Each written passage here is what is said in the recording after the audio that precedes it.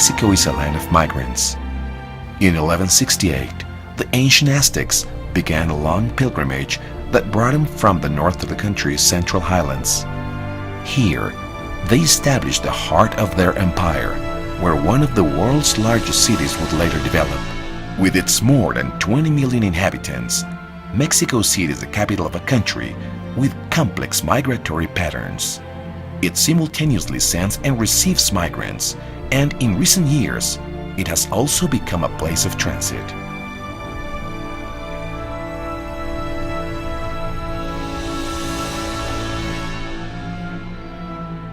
Más que de fuga de cerebros, de enriquecimiento, digamos, que atraviesa fronteras, diría que América Latina toda, y en ella México en un lugar destacado, es la región que exporta mano de obra calificada a Estados Unidos.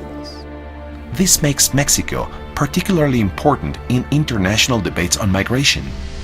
Entonces México mismo se percibe como siendo migrante, también entiende que el otro, el extranjero, no es fuente para nada, digamos, exclusivamente de competencia, sino que puede enriquecer la realidad nacional, el tejido social, cultural. Y estamos en un momento donde la migración es estudiada desde la óptica también de los estudios transnacionales. To understand migration today in Mexico, we must look at the periods in its history in which the arrival of waves of new populations signal important changes in society. The first great migratory wave came from Spain. Hernán Cortés disembarked with his army in the port of Veracruz. After seeking allies among the enemies of the Mexicas or Aztecs, he clashed with the powerful empire, finally subduing it 3 years later. New Spain was built on the ruins of this empire. 3 centuries of viceroyalties and mixing of the races fostered a constant flow of people from Europe, Africa, and Asia. The case paintings show the possibilities of racial mixes.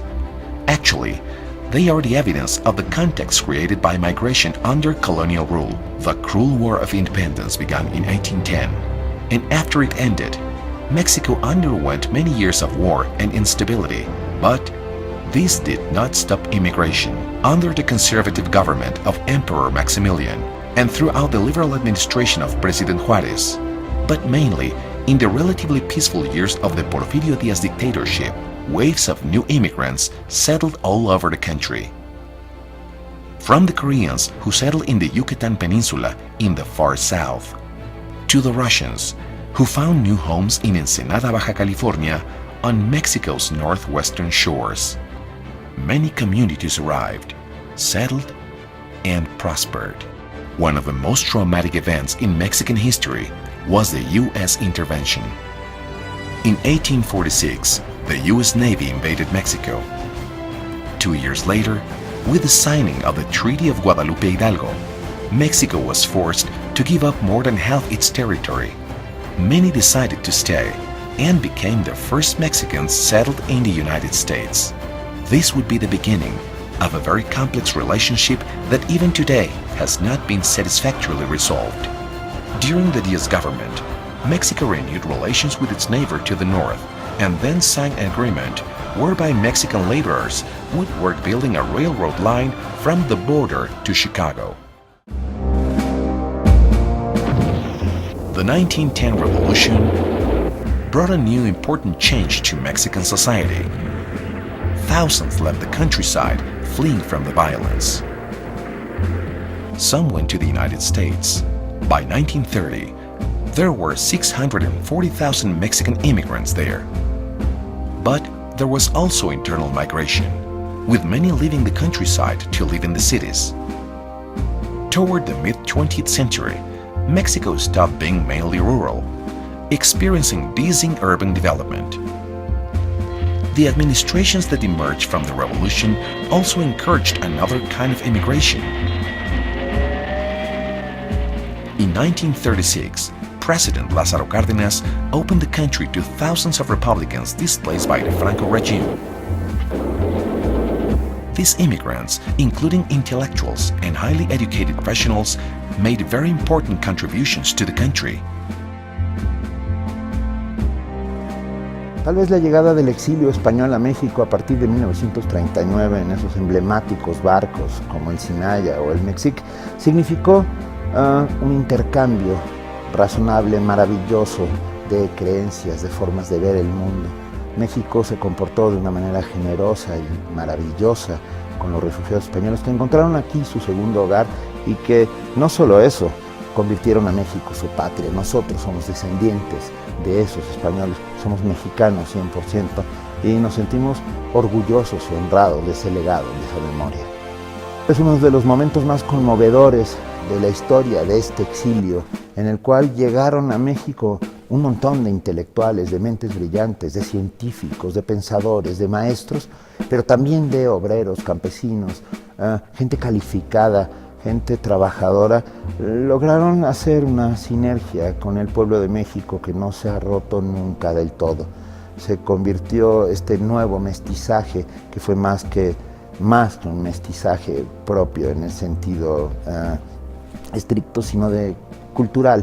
Se fundaron escuelas, se hicieron centros de investigación, se hicieron grandes editoriales. México agradeció en gran medida estos aportes científicos, tecnológicos y culturales, pero también los refugiados españoles lo que agradecieron siempre fue que les hayan salvado la vida.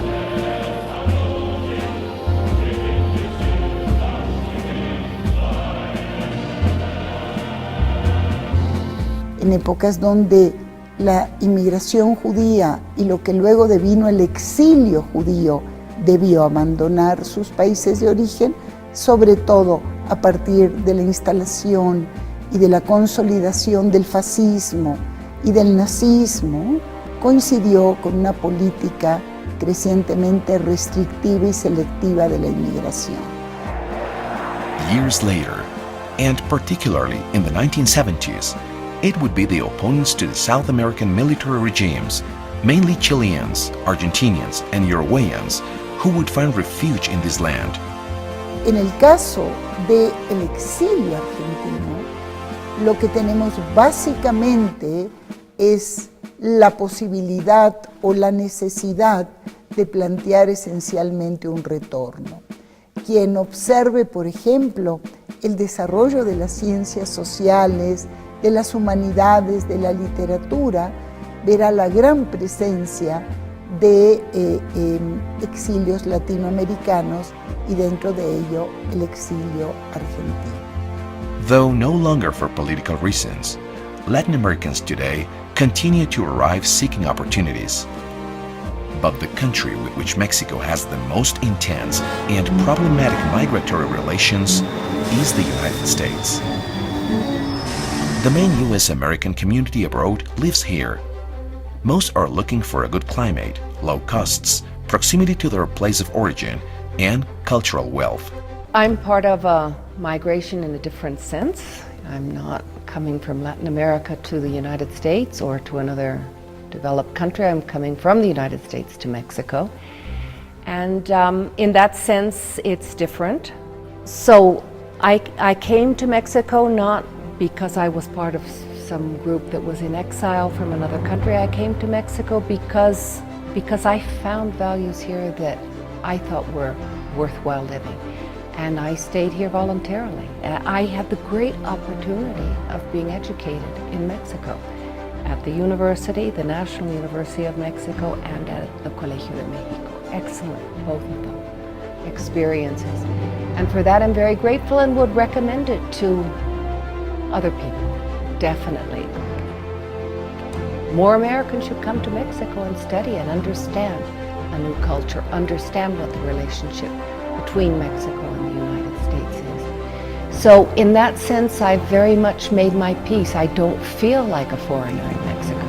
I don't feel like, even though the National University still makes a difference between who was born in Mexico and who was not, as if that determined in any way your loyalty. I don't think it does. I mean, it might for some people, but it certainly doesn't for the group of immigrants who, like me, have come here because they found something here that they've had. Millions of Mexicans have crossed the border to the opposite direction to find better working conditions. Migration has been intense, and today, estimates say that 10% of Mexicans live in the United States. About 7 million have immigrated in the last 25 years, the majority without documents. Despite the fact that the benefits have been mutual, this situation has sparked tensions that make migration one of the most important domestic and foreign policy issues for both countries. I am myself an immigrant, and I've lived through a period of time in which immigrants from Latin America have really begun to change the United States of America. Today, there are roughly 55 million people who are of Latin American origin, and roughly 22 million of them are immigrants from Latin America. The majority of them from Mexico. About 11.5 million people that were born in Mexico have actually settled over the past 30 or so years in the US. Not only they are transforming neighborhoods, but they are transforming the cultural landscape of the United States of America. This is particularly true in recent years, when pressure from Central American migrants, some of them minors, and the conflict of separated families have come to the attention of the entire world. In the year 2014, there was a very important incident that has changed significantly the conversation about immigrants and immigration, and it is the rapid increase in the number of Central American immigrants reaching the US southern border. Many of them are actually children, unaccompanied children. And one of the surprises of these particular incidents in the course of the year 2014 is to also learn that there is a large number of Mexican unaccompanied children also arriving at the US southern border, but not necessarily being given the opportunity to make a claim as to whether they have the possibility of receiving humanitarian protection in the US. Mexicans have undisputably made many contributions to the US economy and culture. Despite this, resolving the issue of migration is both increasingly complex and urgent. This has become a Latin American problem. Outward mobility in the region has increased notably. From 75 million immigrants in 1965, the number soared to 214 million in 2009. This immense flow of people has a decisive impact on the economy, culture, the community, and, in short, on the entire experience of society. Mexico is a clear example of the challenges posed by contemporary migratory trends in the global context, because it is simultaneously a sending, receiving, and transit country. We are convinced that migrants are key players of the 21st century. There is a very little opportunity in life for exploring and experiencing new cultures. Let us welcome you all to Mexico, where history blends with passion.